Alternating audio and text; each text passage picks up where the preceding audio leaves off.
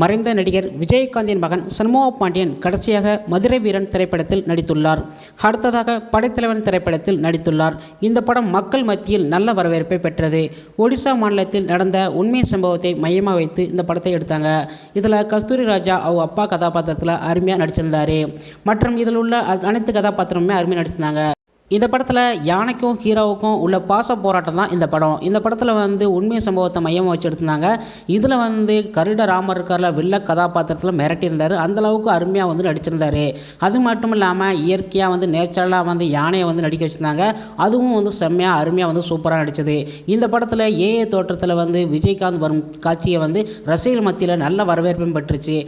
இந்த படம் நல்ல வரவேற்பு பெற்றது, வசூல் சாதனையும் படைத்தது. அதைத் தொடர்ந்து தமிழ் சினிமாவில் நகைச்சுவை திரைப்படம் இயக்குதல் திறமை மிக்க இயக்குனர் தான் பொன்ராமு.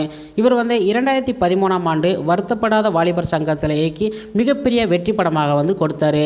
அதைத் தொடர்ந்து ரஜினி முருகன், சீமராஜா போன்ற திரைப்படங்களை இவர் இயக்கினார். அடுத்ததாக பொன்ராம் மறைந்த விஜயகாந்தின் இளைய மகனான சண்முக பாண்டியன் நடிப்பில் கொம்பு சிவி திரைப்படத்தை இயக்கியுள்ளார். இப்படத்தில் சரத்குமார், காளி வெங்கட் மற்றும் கல்கி ராஜா முக்கிய கதாபாத்திரத்தில் நடிச்சிருக்காங்க. பொன்ராம் இயக்க இப்படத்திற்கு யுவன் சங்கர் ராஜா இசை கொடுத்திருக்கிறாரு. நகைச்சுவை கலந்த இப்படத்தில் ரவுடியாக சண்முக பாண்டியன் நடிச்சிருக்காங்க. முக்கிய கதாபாத்திரத்தில் நடிகர் சரத்குமாரும் தார்னிகாவும் நடிச்சிருக்காங்க.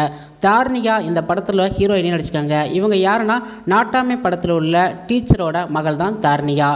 இப்படத்தில் 1996 உசிலம்பட்டி, ஆண்டிப்பட்டி, வைகையான பகுதியில் நடந்த உண்மை சம்பவத்தை மையமாக வச்சு எடுத்துருக்காங்க. உசிலம்பட்டியை சுற்றி 5 ஊர் இருக்குதான். அதில் ஒரு ஊருக்கு மட்டும் அரசாங்கம் தண்ணி கொடுக்குதில்ல. அதனாலே அங்கே உள்ள மக்கள் பல கிலோமீட்டர் சென்று அங்கே தண்ணி எடுக்கிற சூழ்நிலை அமையுது. விவசாயங்களும் பண்ண முடியாமல் மக்கள் ரொம்ப கஷ்டப்படுறாங்க. அதில் அவங்கள தட்டி கேட்குற தலைவராக தான் நம்ம சரத்குமார் களத்தில் இறக்குறாரு. அவருக்கு பாதுகாவலனா சண்முக பாண்டியன் இருக்கிறாங்க. அரசாங்க எதிராக பிரச்சனையை அதில் உள்ள தலைவர்களையும் எதிர்த்து தண்ணீர் கொண்டு வந்தார்களா என்பதான் இந்த படத்தோட கதை. எப்பயுமே பல படங்கள் கொடுப்பாங்க. ஆனால் சண்முக பாண்டியன் மட்டும் இப்போ உண்மை சம்பவங்களை மையமாக வச்சு படங்களே தேர்ந்தெடுக்கிறாரு. இது அவருக்கு மிகப்பெரிய ஒரு வெற்றி படமாக அமைய நினைக்கிறோம். அது மட்டும் இல்லாமல் இந்த படத்தில் சரத்குமார் நடித்தாலே அந்த படம் ஒரு டிஃப்ரெண்ட்டான ஒரு கான்செப்டாக அமையும். இதில் தலைவர் வேஷத்தில் இருக்கிறாரு. நாட்டமை படத்தில் மாதிரி இதுலேயும் நடிச்சிருக்காங்க. இவரை அவரோட கேரக்டர், அவர் கெட்டப்பு, அவர் எல்லாமே ஒரு டிஃப்ரெண்டான ஒரு மாசாக கொடுத்துருக்காங்க. இந்த படம் ரசிகர்களுக்கு மிகவும் பிடிக்கும் அப்படின்னு சொல்லி எதிர்பார்ப்பு அமையுது. சண்முக பாண்டியன் சொல்லவே தேவையில்ல. அவர் படைத்தலைவன் படத்திலே அவரோட நடிப்பை நம்ம பார்த்தாச்சு. இப்போ இதில் ரவுடி கதாபாத்திரம் நகைச்சுவையாகவும் நடிக்கிறாருங்கிறது எல்லாத்துக்குமே மிகப்பெரிய எதிர்பார்ப்பை அமையுது. இது உண்மை சம்பவத்தை மையமாக வச்சு எடுத்தனால இந்த படம் மிகப்பெரிய வெற்றி அடையும் அப்படின்னு சொல்லிட்டு நம்ம எல்லாருக்குமே எதிர்பார்ப்பு அமையுது.